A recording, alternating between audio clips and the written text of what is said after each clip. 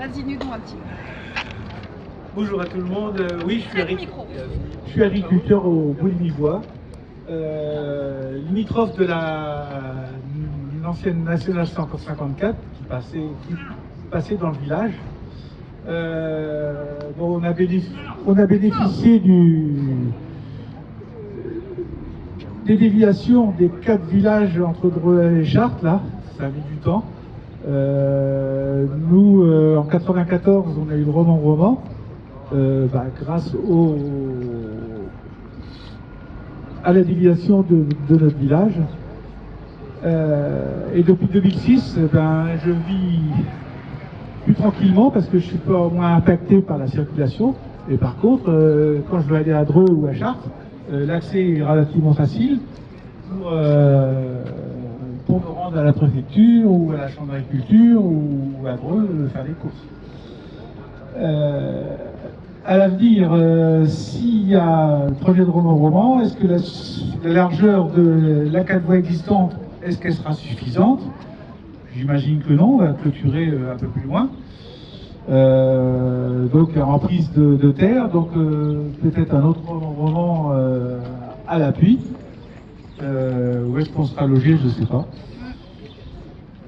Beaucoup d'incertitudes. Il y a beaucoup d'incertitudes sur le projet. Mais bon, on y croyait. Moi, j'ai toujours vécu avec ce national. Et demain, s'il y a un retour de la circulation sur la voie parallèle, qui pour l'instant est agréable. Moi, je suis venu ce matin en vélo. Là, j'ai mis 1 heure entre Boulimivois et puis l'entrée de l'Ève. Là. Bon, c'est relativement tranquille.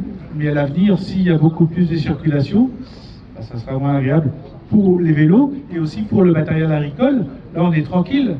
Moi, j'ai connu avant que la déviation soit faite et la 4 voies, emprunter avec le tracteur la nationale, et c'était pas toujours facile. Donc,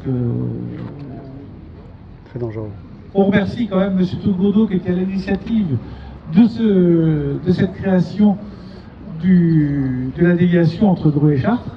Sauf que à l'époque, on ne savait pas qu'elle serait privatisée un jour. Il y avait de l'argent et puis tout le monde, à l'inverse que dans l'heure où là ils ont créé complètement la nationale entre Nonancourt, Évreux et puis Rouen.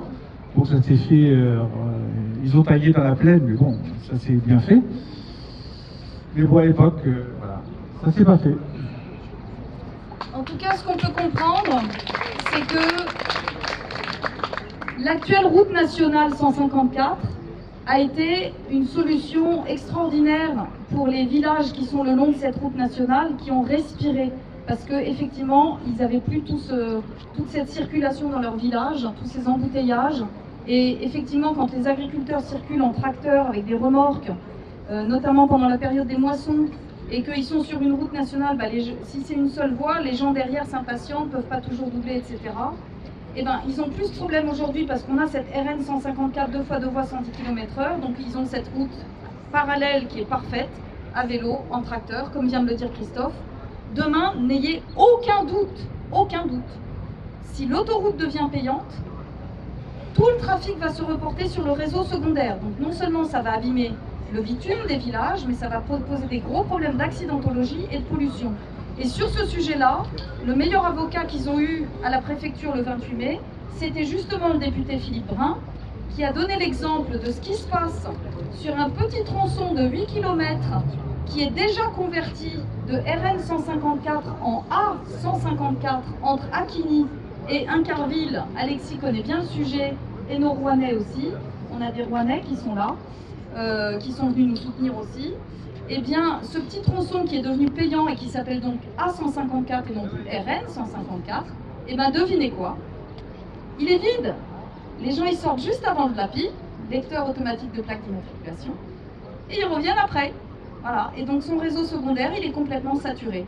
Donc ça a été le message porté par le député Philippe Brun, jeudi dernier, le 28 mai, en préfecture.